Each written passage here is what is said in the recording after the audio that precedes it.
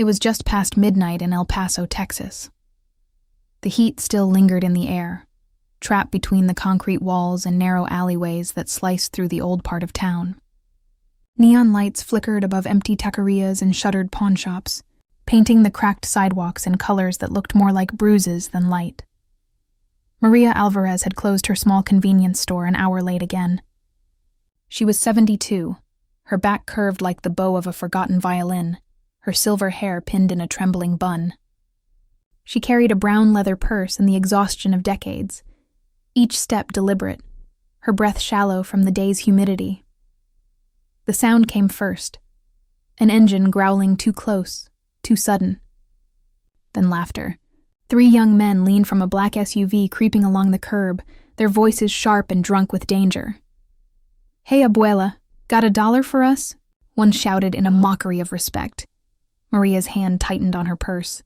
She turned down a dim alley that led toward her small apartment above a laundromat, the smell of soap and gasoline hanging in the air. Behind her, the SUV stopped. A metallic click. "A command. Give it up, vieja, or you won't make it home." She froze. The air became too heavy to breathe. Her mind tried to remember prayers she hadn't said in years, and then, a single gunshot. It echoed through the alley like thunder trapped in metal. But the pain never came. Instead, a body collided with hers, knocking her to the ground. A man's weight covered her, shielding her as the bullet shattered the bricks above their heads. The air was full of dust, the smell of gunpowder and fear. When she opened her eyes, she saw his face. A stranger, maybe in his late 30s, blood running down his arm where the bullet had grazed him.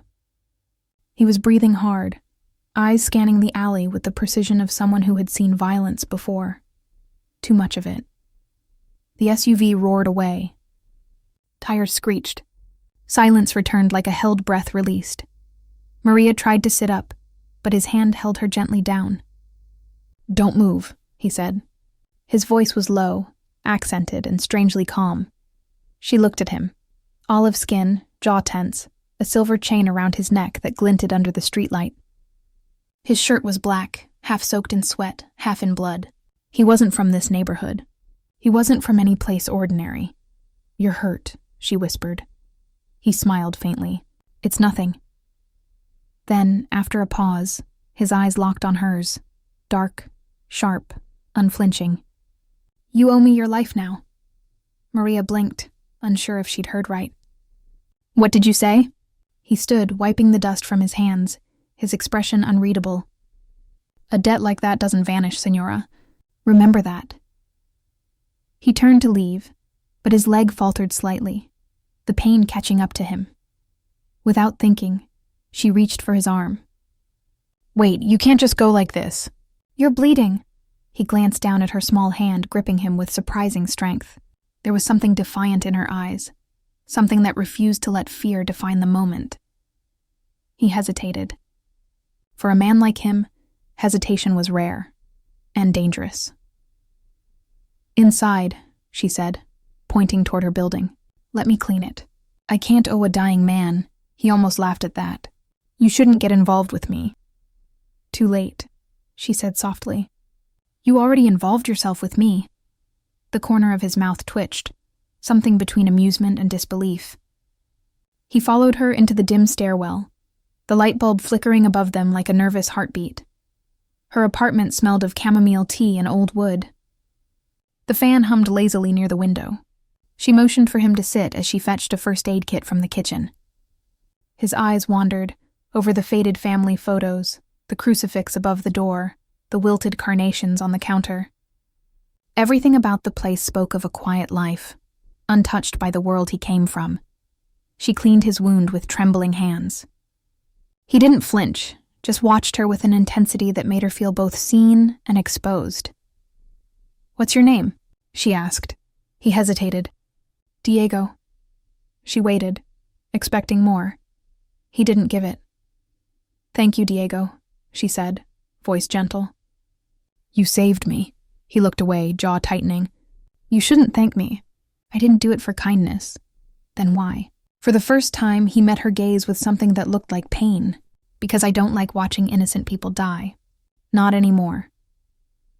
The way he said it, like a confession whispered to ghosts, made her heart ache.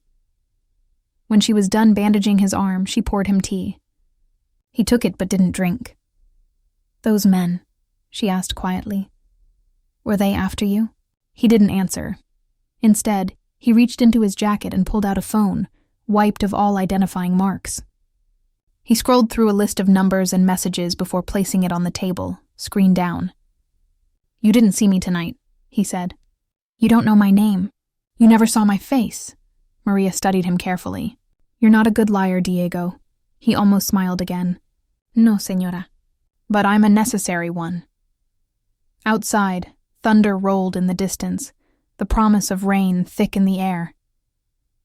When he finally stood to leave, she felt an unexpected pull, a strange gratitude mixed with fear. Something in his presence filled the small apartment with a gravity she couldn't explain. "Diego," she said as he reached the door, "if you ever need a place to rest, this door stays open." He turned slightly, the faintest shadow of emotion crossing his face. "You don't know who I am." "I know what you did," she replied. "That's enough for me." He nodded once, then disappeared down the stairwell, his steps echoing into the night. Maria stood by the window long after he was gone. The rain finally began to fall, tapping softly against the glass. She watched the alley where her life had almost ended, where it had somehow begun again. But far below, in the street, a black car lingered at the corner. Two men inside spoke in low tones, their eyes scanning the building. "Boss said he went in here," one muttered. The other lifted a phone to his ear. "Then we wait." Maria closed the curtains without realizing the danger outside. She sat in her old chair, hands wrapped around the cooling tea, heart still unsteady, in another part of El Paso. Diego drove through the storm, one hand pressed against his bandaged arm, the other gripping the steering wheel. He couldn't stop seeing her face, the woman he'd saved without thinking. He told himself it was a mistake, that he'd drawn her into a world she didn't deserve to touch. But something in her calm, fearless eyes haunted him. He reached for his phone, then stopped himself. He'd deleted her address already. It was safer that way. And yet, as lightning cracked over the city skyline, Diego muttered under his breath, "You owe me your life now, señora, and I'll make sure you live long enough to repay it." The night swallowed the sound of his engine, the storm blurring the line between mercy and sin. The next day, the news would report a shooting near downtown El Paso, 1 dead, 2 missing. But no one would mention the old woman who had unknowingly stepped into the shadow of the cartel's most dangerous man. And somewhere, in the silence between thunder and memory, a debt had been written in blood. The rain hadn't stopped for 3 days in El Paso. It fell like a quiet confession over the rooftops, washing the dust from the streets and turning every reflection into a blurred memory. The city seemed slower under the gray sky, more secretive, as if it were holding its breath. Maria Alvarez moved through her small store in silence, rearranging shelves that didn't need rearranging. The fluorescent light flickered above her, and she pretended not to notice. She had barely slept since that night. Every creak in the alley made her heart jump. Every car slowing near the window felt like a shadow returning. But she said nothing to anyone. When the neighborhood kids came in for candy or soda, she smiled as always. When her neighbor Rosa stopped by to gossip about her grandson, Maria laughed and nodded. Her face wore calm, but her hands betrayed her. The slight tremor that came whenever someone unfamiliar entered the store. She told herself she was foolish to think about him. Diego. Yet every time thunder rolled over the city, she remembered his voice, low, controlled, almost tender when he told her not to move. She remembered the weight of his body shielding hers, the scent of rain mixed with gunpowder. She had tried to forget. But the heart remembers what the mind tries to bury. That afternoon, as she was counting the register, a man stepped inside the store. Not Diego. This one was younger, in his 20s, wearing a dark jacket and mirrored sunglasses, though it was almost evening. He walked slowly like he owned the silence. "Can I help you?" Maria asked, her voice calm but her pulse quick. He didn't answer at first. He picked up a can of beans, read the label, put it back. Then he smiled, a small, cold thing. "I'm looking for someone," he said finally. His accent carried the same border blend as Diego's, Spanish laced with English like smoke through air. Maria forced herself to meet his gaze. "You came to the wrong place. I only sell groceries," he chuckled, tapping the counter with his knuckle. "Maybe, but someone saw a man come in here the other night. Big guy, black shirt, got himself shot." Her breath caught. "I don't know anything about that," she said softly. He tilted his head. "You sure?" She nodded, clutching the edge of the counter. He leaned closer, his voice dropping to a whisper. "If he comes back, tell him Rico's looking for him. And tell him the boss ain't happy he's still breathing." He straightened, flashed a half grin, and walked out, the bell above the door chiming like a warning. Maria stood frozen long after he left. Outside, the rain had begun again, a steady rhythm on the metal awning. Her hands trembled, and she sank onto the stool behind the counter. She wanted to believe Diego was far away, that he had disappeared into the night like a ghost. But ghosts always left traces. That evening, when she climbed the stairs to her apartment, she noticed something strange. Her door was slightly open. The air inside was warm, the faint smell of tobacco lingering. She froze at the threshold. "Who's there?" A voice came from the shadows near the window. "You should lock your door, señora." Her heart stopped. Diego stepped forward, wearing a clean shirt now, but his arm was still wrapped in fresh bandages. The rain on his shoulders glistened under the weak light. "I told you not to get involved," he said quietly. "And yet here you are," she replied, anger mixing with relief. "You scared me half to death." He looked around the room, his gaze sharp, searching for something unseen. "Someone's been watching this place. I saw a car parked 2 blocks down, same one that was near the alley that night." Maria felt the floor tilt beneath her. "They came to my store today. They asked about you." His jaw clenched. "Who?" He said his name was Rico. For a moment, Diego said nothing. Then he swore softly in Spanish and sat down heavily in the chair near the window. The storm outside seemed to mirror the one gathering behind his eyes. "I didn't want this to reach you," he said. "But they think I stole something." "Did you?" He looked at her, unblinking. "Yes, their trust." Maria frowned, not understanding. "I used to work for them," he continued. "The Cartel del Norte. I handled money, transport, men. But the deeper I got, the more I saw. Innocent people dying, families torn apart. I couldn't wash the blood off anymore, so I walked away." "You can just walk away from that?" A bitter smile crossed his lips. "No, not unless you're willing to pay the price." He stood, pacing slowly. "They'll come again, Maria. They don't leave loose ends. You're one now because you saw me." Her knees weakened, but she forced herself to stay upright. "So what happens to me?" "I'll handle it." She laughed softly, almost sadly. "Handle it? You can't even stop bleeding." He stopped pacing, looked at her with a mix of frustration and admiration. "You're not afraid of me, are you?" "I'm too old to waste what's left of my fear," she said. "You saved my life. That counts for something." He sighed, rubbing a hand over his face.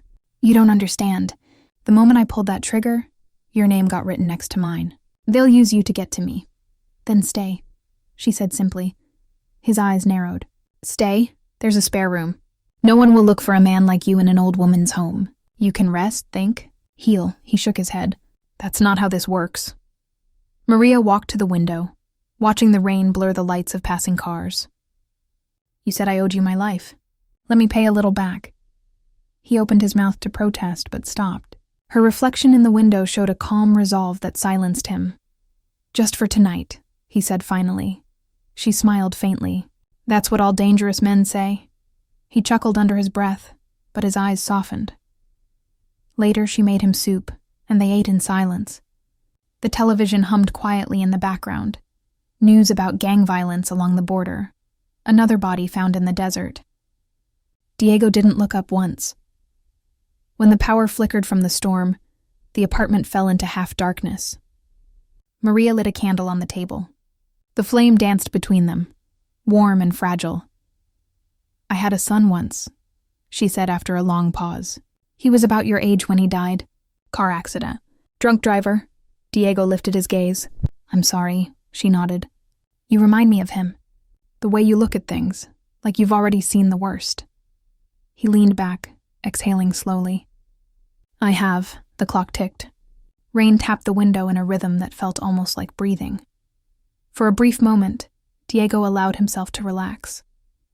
The scent of the soup, the quiet hum of life around him, it felt alien, peaceful. Dangerous even in its simplicity.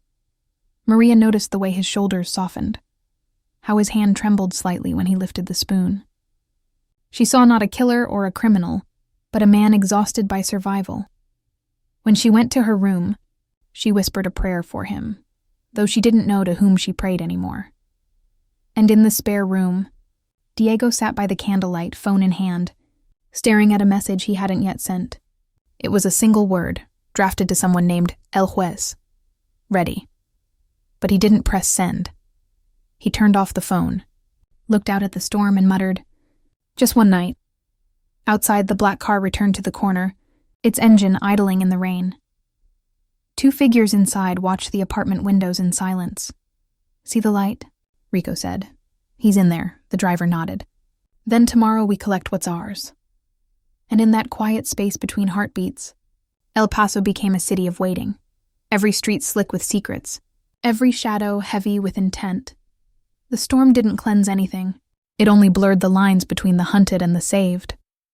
The rain had stopped, but the air still carried its ghost.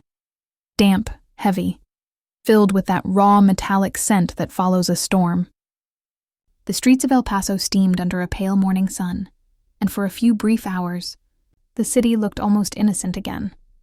In Maria's apartment, the morning light crept through thin curtains, touching Diego's face where he slept in the chair by the window. His jacket had slipped to the floor. His gun rested on the table beside an untouched cup of coffee. For a moment, he didn't look like a cartel man. He looked like someone lost between two lives, one he couldn't return to, and one he didn't deserve to enter. Maria watched him from the kitchen doorway, silent. There was something fragile in the way he slept. One hand resting on his chest, breath shallow, muscles still half tense as if even dreams couldn't convince him he was safe. She had spent the night praying, though not to any saint she still believed in. She prayed to time, for it to slow, to stop, to give this stranger one day of peace before whatever storm followed. When he stirred, she smiled faintly. "Coffee's cold," she said. Diego blinked, disoriented, then straightened. "You didn't sleep." "I'm old," she said, shrugging. "Sleep is a habit I unlearned years ago." He stretched, winced from the wound in his arm. "You shouldn't have let me stay." "You keep saying that," she replied, pouring him fresh coffee. "Yet you're still here," he almost smiled. "I needed time to think." "About?" He hesitated. Then his voice lowered, careful, almost confessional. "About how much longer I can keep running before they find me." Maria set the mug in front of him. "Running never lasts forever. It's better to stop where there's warmth." He met her gaze, and for a brief second, she thought she saw something flicker in his eyes. Gratitude, maybe, or fear of what it meant to feel it. A sharp knock shattered the quiet. Both froze. Diego's hand moved to the gun. Maria whispered, "Who is it?" No answer. Another knock. Harder. Diego moved silently to the window, peered through the curtain. His jaw tightened. "Two men. Same car. Rico?" He nodded. Maria's pulse quickened. "What do we do?" Diego's voice dropped to a whisper. "Stay quiet. Don't move." The knocking turned to pounding. "Señor Alvarez, police." Maria's breath caught. Diego shook his head. "No, not cops. They don't come this polite to this neighborhood."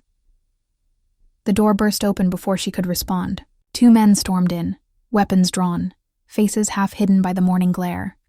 "Hands up," one shouted. Maria gasped, raising her trembling hands. Diego stepped from the shadows behind the door, gun already aimed. Rico grinned when he saw him. "There you are. El juez wants a word, hermano." You shouldn't have made him wait. Tell him I'm done, Diego said flatly. Rico laughed, shaking his head. You don't quit the family. You just get buried by it. The other man raised his gun, too fast. Diego fired first, one shot. The echo shook the walls. The second man fell, eyes wide, collapsing into Maria's table. Rico's grin vanished. You just signed her death too, pendejo. Before Diego could move, Rico lunged, slamming into him. The gun clattered across the floor. They fought, raw and vicious, fists, elbows, blood. The chair splintered. The candle from last night smashed against the wall. Maria stood frozen, her body useless but her mind clear. The gun lay only a few feet from her trembling hands. She moved before she could think. Grabbed it, turned, and aimed. Stop, she shouted. Rico hesitated, breathing hard, sweat dripping down his temple. Diego pushed him off and scrambled up beside her. Rico's smile returned, cruel now.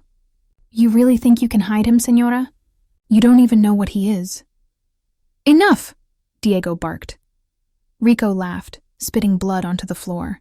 Tell her, hermano. Tell her what you did to earn your title. El perdonado, the forgiven one. Maria's eyes flickered to Diego. What does he mean? Diego didn't answer. Rico smirked. She thinks you're some saint who ran from evil. Tell her how you earned that scar on your chest, how many you buried before you grew a conscience. Maria's heart pounded. Diego, shut up! Diego hissed at Rico, rage trembling in his voice, but Rico pressed on, savoring the wound. He wasn't just one of us, Señora. He was the one. El Juez's right hand, the man who ordered the fire in Juarez, the man who sent a mother and her boy into the desert. Diego fired again. Rico's body hit the floor with a thud. Silence. Only the hum of the broken light. Maria stared at the body, her hands shaking violently. Is it true? Diego lowered the gun slowly. His voice came out rough, almost breaking. Yes. She turned away, covering her mouth, trembling. You killed them? He swallowed hard. It was years ago. I did things I can't erase. I thought I was protecting the organization, doing what was needed. But it was murder? No other word for it. Tears welled in her eyes. And you thought saving one old woman would fix it? He flinched like the words were bullets. No, I didn't save you to fix myself. I saved you because I couldn't let it happen again. Because for once, I wanted to stop something before it broke. The truth filled the room like smoke, choking, inescapable. Maria sank into a chair, her breath uneven. Get out, she whispered. Maria, get out. He hesitated, then nodded once. He placed the gun on the table and turned toward the door. As he stepped over Rico's body, he paused. They'll come for you now. You understand that? She didn't answer. He looked back once more, his voice soft. I'll make sure they don't reach you, even if you never forgive me. Then he was gone.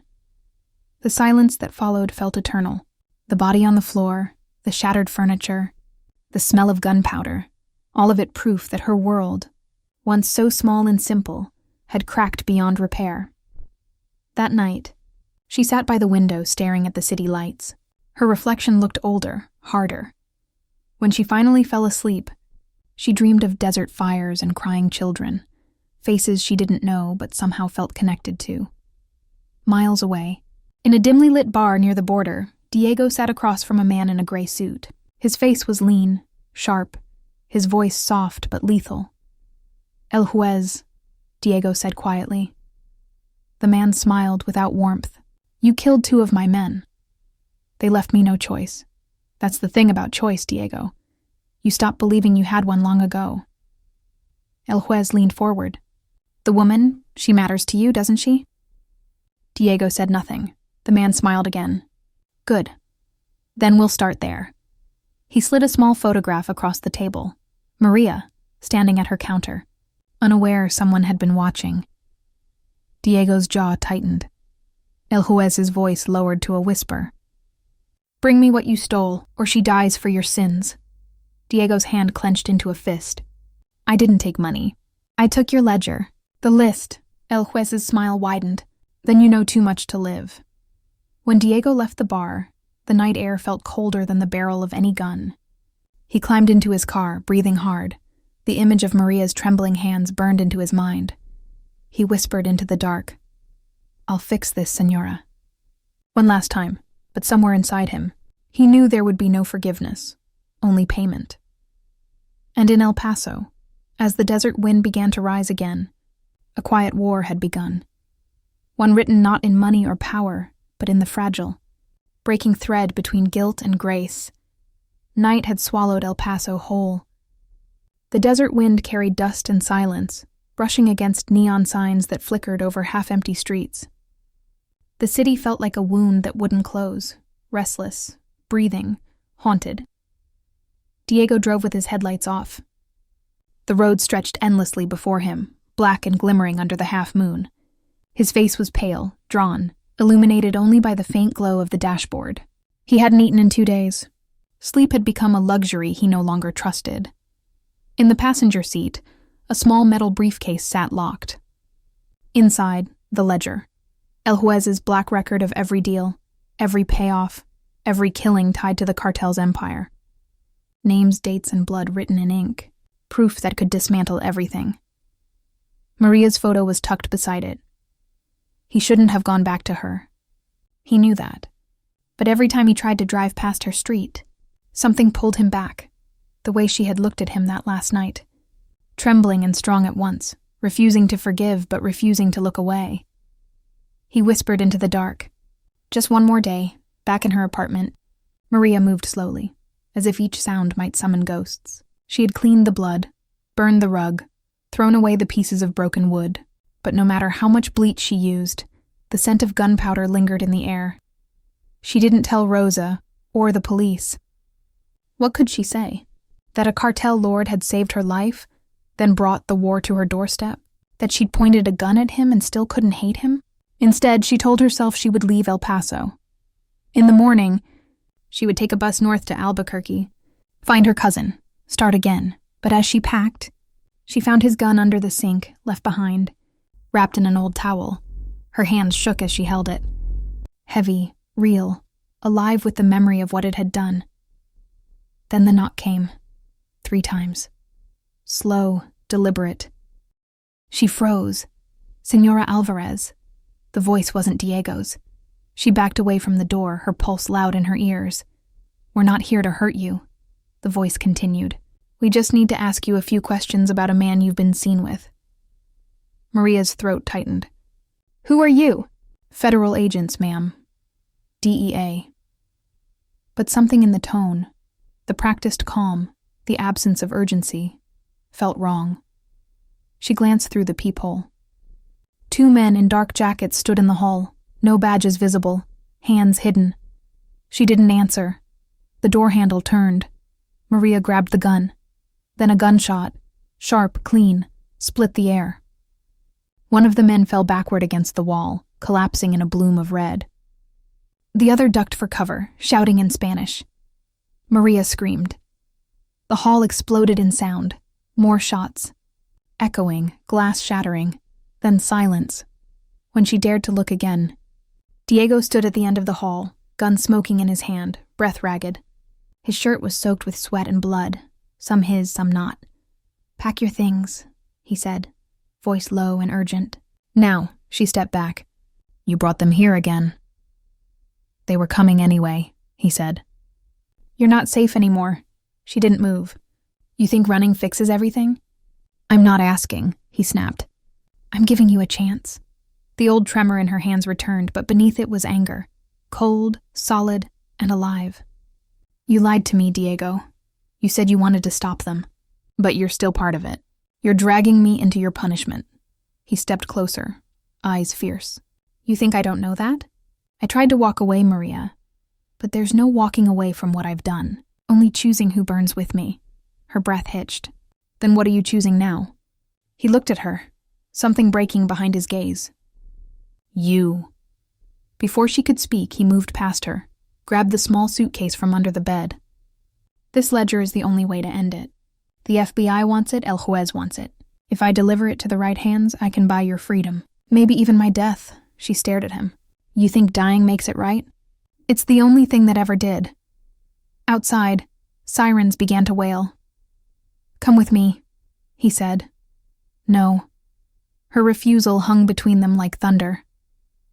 "I'm done running from your ghosts," she said. "If they want me, let them come. I've lost everything before. I can lose this too." His jaw clenched. "You think this is bravery? It's suicide." "Then at least I'll choose the ending myself," she whispered. For a long moment, neither spoke. The sirens grew louder, closer.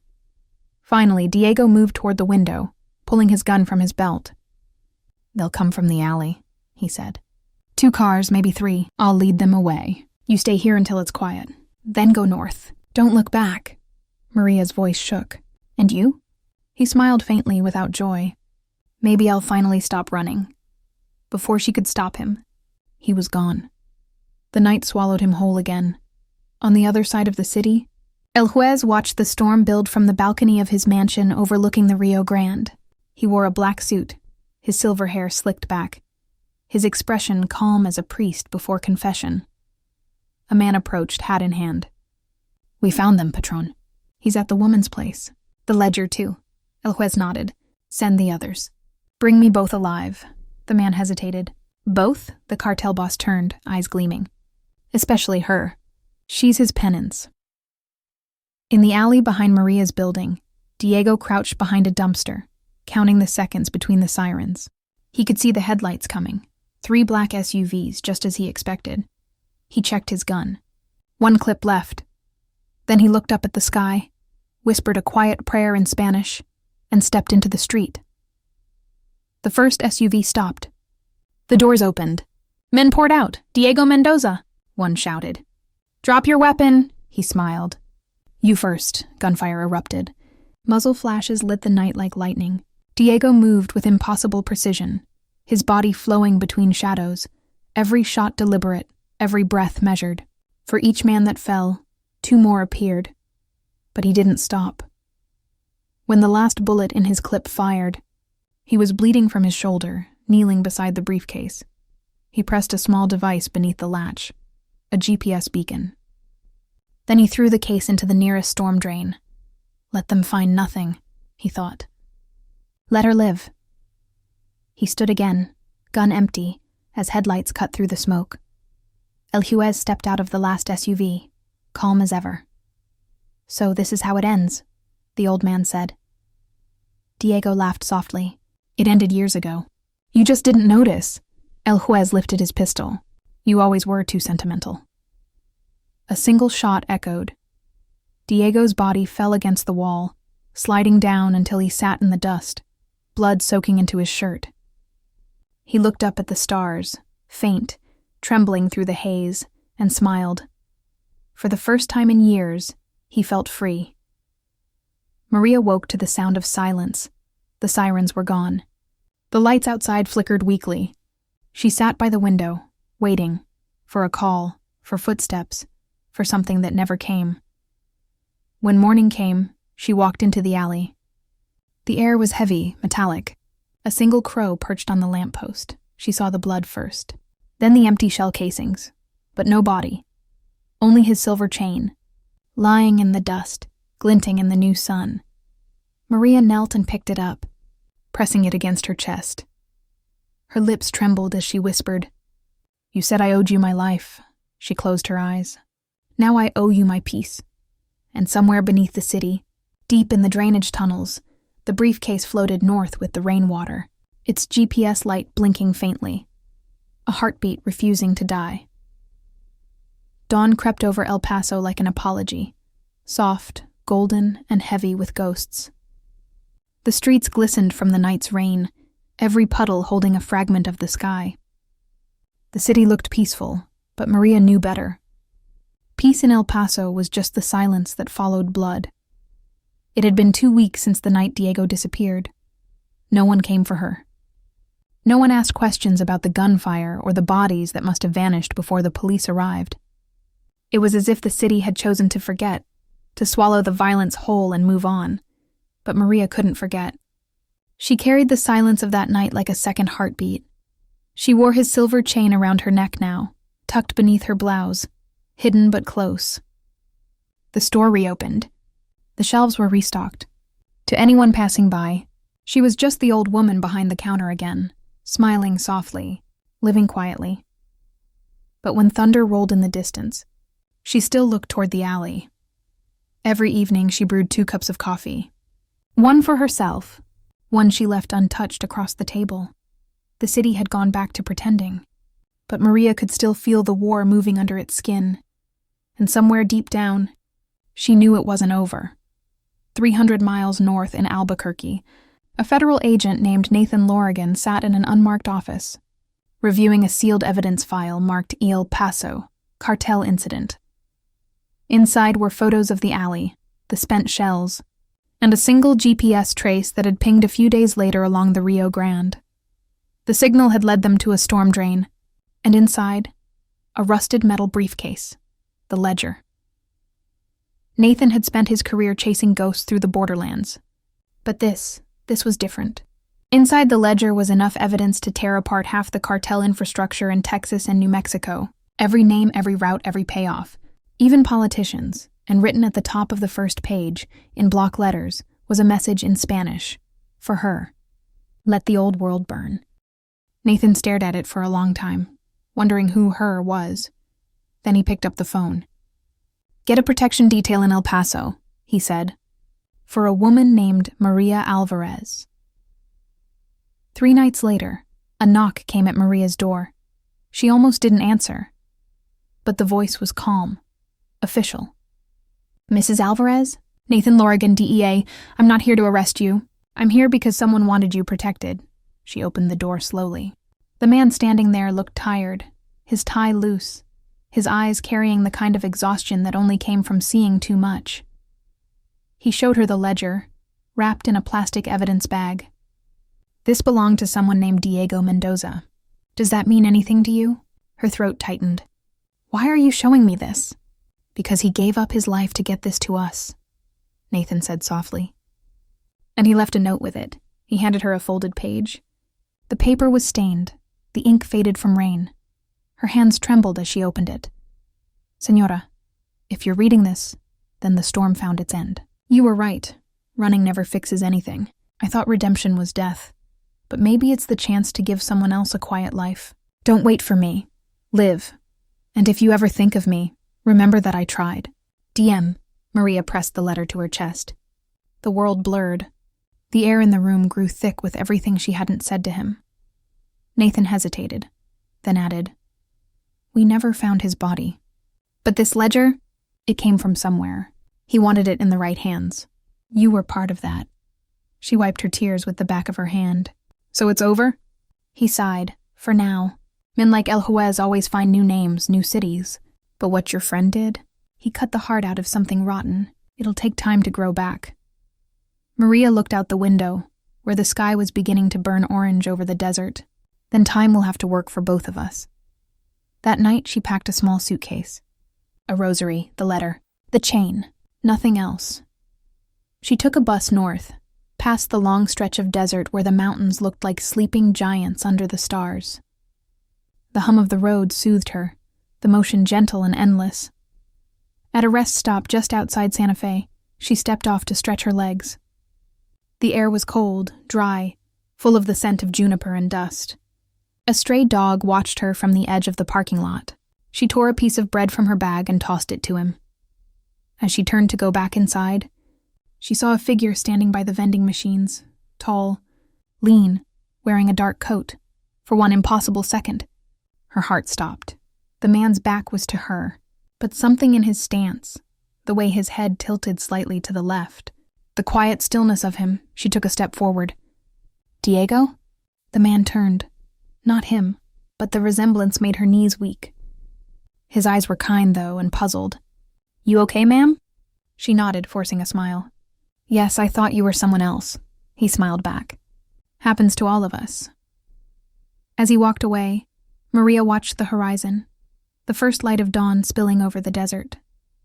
Maybe it was imagination. Maybe not. But she swore for a moment she saw the silhouette of a man standing far off by the highway fence, watching her bus. His outline blurred in the morning haze, his figure calm, unmoving. Then the sunlight hit, and he was gone. Months passed. In the spring, Maria opened a new store in Santa Fe, a small cafe and grocery combined. She called it El Perdonado, the Forgiven One. The locals thought the name was poetic. Only she knew the truth. Every morning she brewed 2 cups of coffee. One for herself, one left untouched. She'd sit by the window, watching the street come alive with sunlight and strangers. Sometimes, she thought she heard his voice in the hum of the espresso machine. Sometimes, she'd look up from the counter and swear she saw a shadow outside that disappeared before she could focus. But she didn't chase it anymore. Some debts weren't meant to be repaid, only carried with grace. And as the sun rose higher over the desert, the wind carried a whisper through the streets of Santa Fe, soft, fleeting, like a prayer half-remembered. You owed me your life, Señora, but you gave me back my soul. Maria smiled, eyes glistening. This time she didn't look back.